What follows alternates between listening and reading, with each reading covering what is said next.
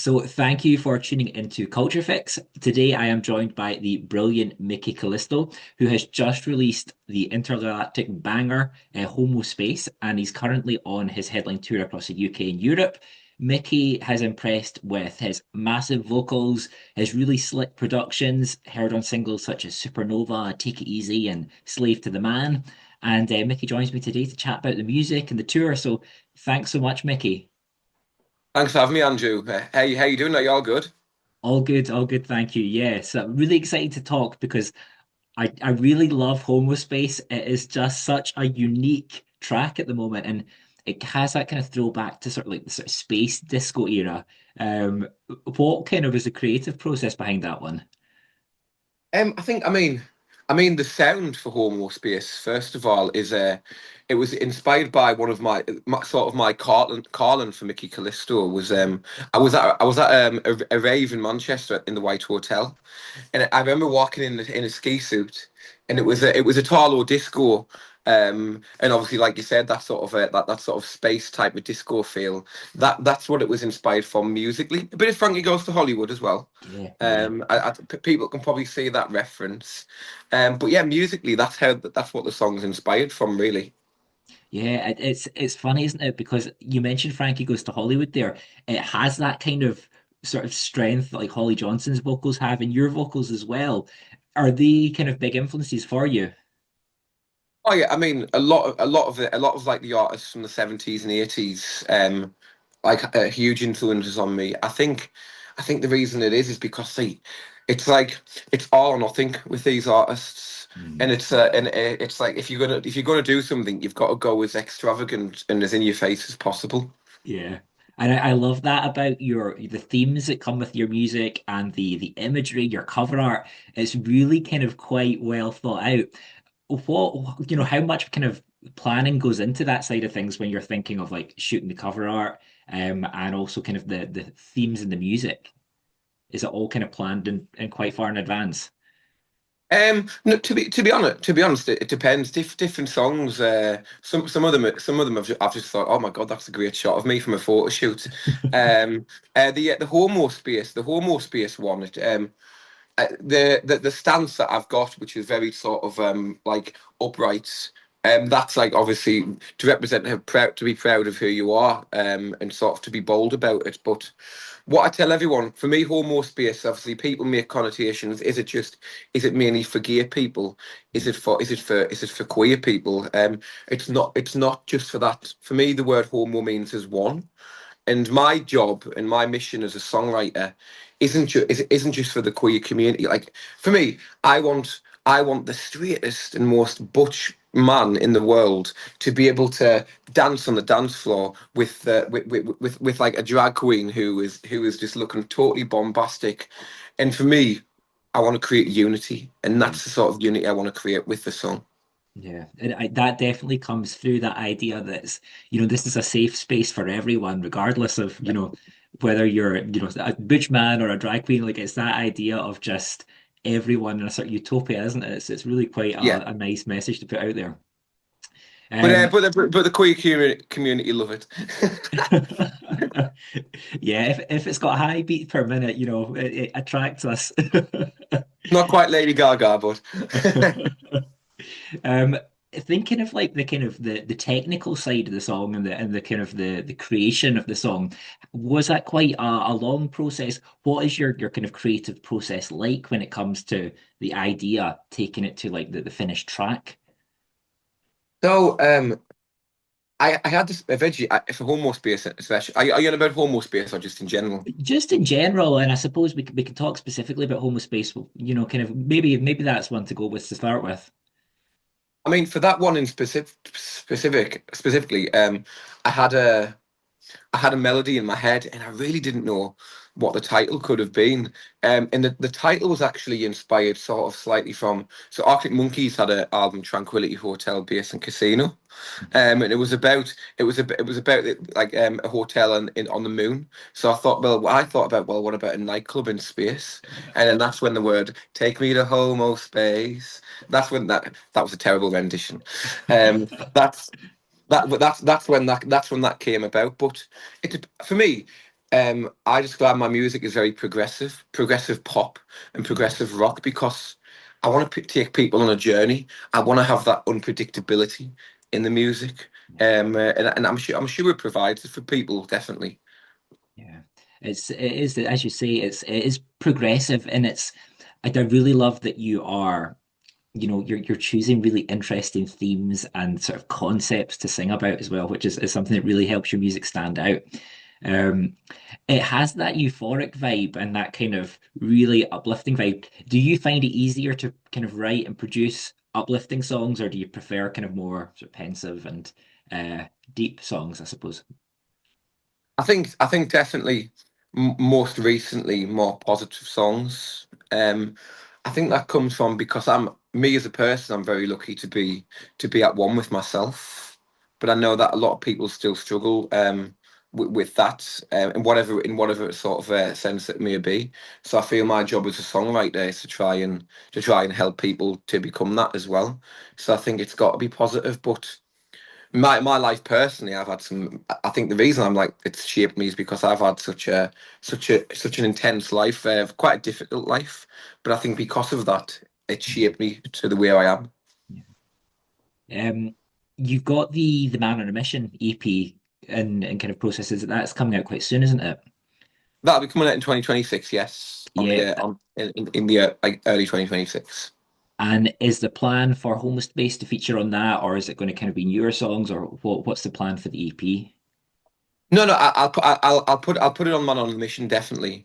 I've got another couple of singles coming as well, Nice. alongside that, and then that'll complete the 6 song EP. But Mhm.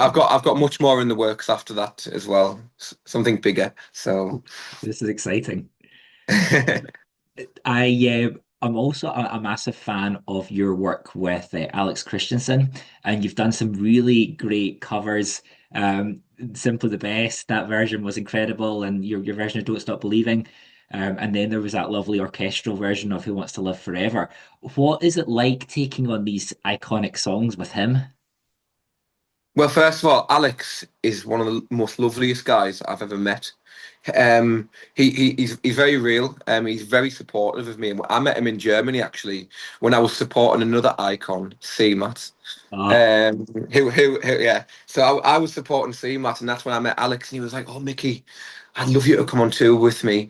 So I'm going on tour with Alex next year in oh wow. Germany. But then he had ideas of obviously doing sort of like different takes on these like big songs. Yeah. So well, when he told me what he wanted to do, I thought, God, why you could have picked something easier. Because I don't leave it easy for myself. But no, I mean the way they've been received. I mean, Don't Stop Believing is the one that's really sort of hitting the road at the moment in Germany, Mhm. and that's getting really good feedback from Germany mainly. Yeah, and that'll be an amazing tour. I'd imagine it'll be kind of big orchestra, lots going on. They're a great team. Every single person are really lovely. Yeah, amazing. Um, thinking you kind of mentioned briefly kind of Holly Johnson, Frankie Goes to Hollywood. Who are your kind of your big inspirations that you really like, your go-to artist that you just adore? I mean, there's the obvious one. I There's wasn't going to a mention that. No, I mean, there's no hiding from the publicity that's happened. I mean, obviously, Queen and Freddie Mercury is the obvious one. I mean, he needs no description. Freddie Mercury, does he? So I mean, for me, in terms of the performance aspect, in terms of making the audience in the live show feel just as part of the show as I feel, that's what Freddie done for me. But you've got Holly Johnson, you've got ABBA, the Beatles, more modern artists. I love sort of my psychedelic dream pop, so Tame Impala. Oh, cool. Tame Impala. I love some of Kevin because a lot of the stuff I record myself, and obviously Kevin Parker from Tame Impala does as Mhm. well. So the sort of DIY aspect of it is sort of the inspiration from Kevin Parker too. But an eclectic taste. I mean, a bit of psychedelia, a bit of dream pop, all the cringy stuff that your mum likes as well. Hey, the bumps have good taste. Hey, mums have great taste. They do, they do.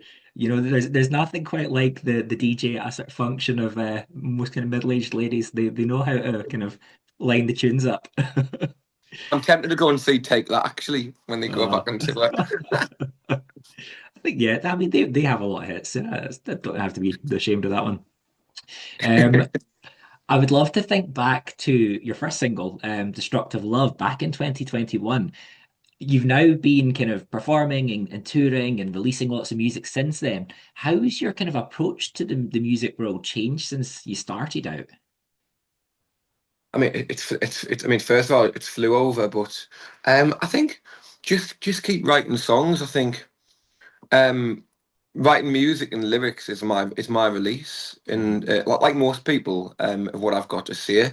I don't want to stay in the sort of same genre. I want to try and change it up as much as I can, in the course of my career, because I'd like my music to be as universal as possible, and I think to achieve that, you've sort of got to come out of your comfort zone. Another big influence, David Bowie Yeah. was always changing his songs, his themes, Mhm. and that's why he stood the test of time. So I want to sort of be a similar artist, as to where I want to surprise myself, never mind the people who listen to it. Yeah.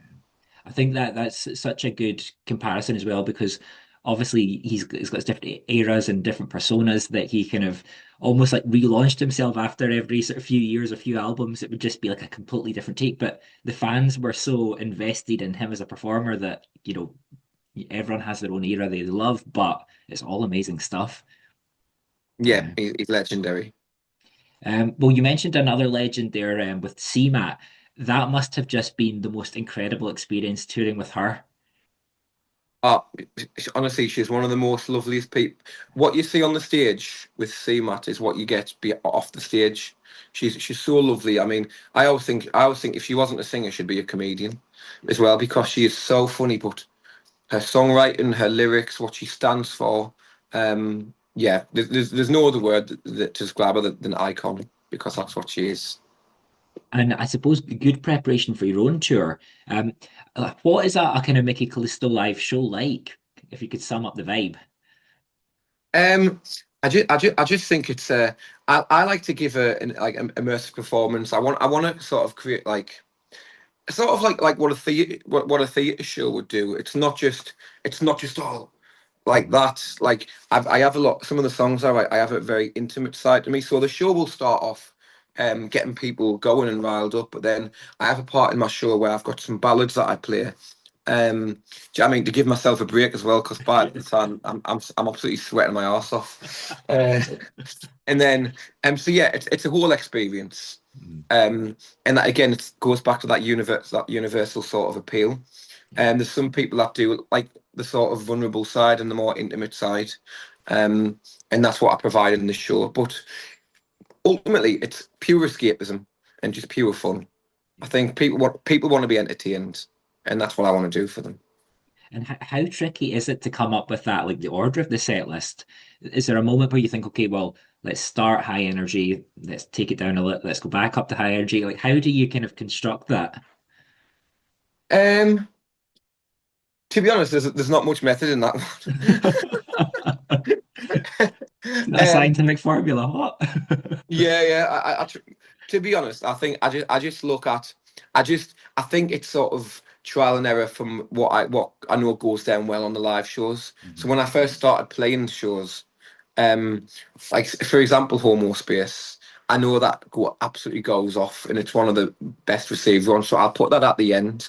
Destructive Love, which is another one that it's done really well. I'll put that at the start. Mhm. So then that's sort of my method in between it, and then the slower songs in the middle. Yeah. You mentioned the massive exposure. Obviously, you took part in Britain's Got Talent this year. Is that a kind of experience you would recommend to other artists? I mean, for the platform, definitely. Mhm. Um, but in terms of being superficial and being sort of slightly fixed, I mean, it is like not just because I went out, just because from what I heard from other contestants and what I Mhm. saw. So you've got to be prepared for that. They might not let you express your own unique artistic identity, but for the exposure, then yes, do it, because I'm thankful to the show for that. And the people at the show, the producers, are lovely people. But the con of it, like the negative side is you'll not fully get to like it says, show you fully Mhm. artistically as a person. Yeah. It's a funny one because I remember as a child going to the X Factor auditions and being in the audience, and I remember them saying, stand up and cheer. And I'm like, why are we standing up and cheering? So they could get the shots. And it's all these little things I think if you're not, from that side of the world or that business, you realize the kind of the smoke and mirrors. And I guess it's an entertainment show at the end of the day, but it's yeah, It's not like, quite oh, yes, sorry. no, no, I was just going to say quite a controlled and scripted and sort of meticulous process, I suppose, from their point of view. Oh yeah, absolutely. It's not like it was when the Scottish legend herself, Susan Boyle, was on it. Ah, So that's when it was real. yeah, yeah. You've had great support from BBC and Gadio and stations like that. Have you noticed a kind of a growing fan base as a result of that? Oh yeah, absolutely. This year, the past 6 months has been crazy. I mean, every show that I've been, whether it's been sold out or close to sold out, it's just it's lovely playing to a packed room, and like in that, and especially from my last tour, it's just went from there, leapfrog to there.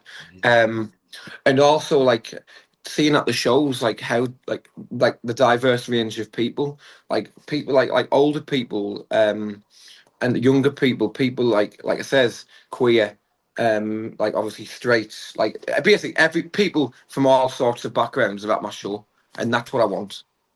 So that I've achieved that on a smaller scale. Now it's just to try and achieve it on the highest scale possible.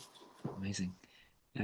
You mentioned sort of queer audiences, and I do think queer artists are still kind of quite underrepresented in the mainstream. Are there any artists that you are a fan of, or that you think are kind of quite underrated that you'd like to shout out? And what in the queer community? Yeah. Let me think. There's a guy who I went over in Liverpool called Joey and the Hot Tub Boys. He's great. He's ginger. He's autistic as well, but he's got such a lovely personality, and he writes great songs. So that's someone who I know personally, Yeah. definitely. An amazing But no, name as well. yeah, Joey and the Hot Tub Boys, honestly. Um, so no, I mean, no, I mean, I think it just depends. I think definitely. I mean, as well, you look at things like some Pride events now as well. Mhm. They're losing funding. I mean, look at Manchester Pride recently. Yeah. That's when liquidation. It's like I think the queer community. It's harder and harder for them to break into the mainstream. Definitely. Mhm. Yeah. Um, well, thinking of your kind of your live shows again, I know the UK tour kicks off properly on Monday, doesn't it? And then you're all over the country. How do you keep the energy levels high? Because that must be quite an exhausting experience going from you've been to Europe and now you're back in the UK. How do you do it? Um, just a cocktail of painkillers. I'm literally a walking pharmacy. Like it was mad last night. I was doing the merch. And I've got the Cavonia, and I was speaking to these women, and I was like, and as I was speaking, I just felt my stomach go, and I was like, oh my god. So yeah, yeah. I think like adrenaline's a big thing as well. Yeah. I think, but I do listen. I'm only human, and like everyone, I do feel it. But you've just got to power on through. I think the crowd, when I'm on the stage and the crowd give me a cheer, that's when it gives me like a fire inside, and Mhm. like the crowd will get me through it as well sometimes. Amazing. Well, I'm going to hopefully make it along to your Glasgow show. I think it'll be really, really exciting. So, um, I'm not going to keep you too long because I know you're a busy man just now. But it's been so lovely to talk to you and to find out about the music and your kind of story. So, good luck with the tour and can't wait for Man on a Mission. Oh no, cheers, Andrew. Thank you very much. It's great speaking to you.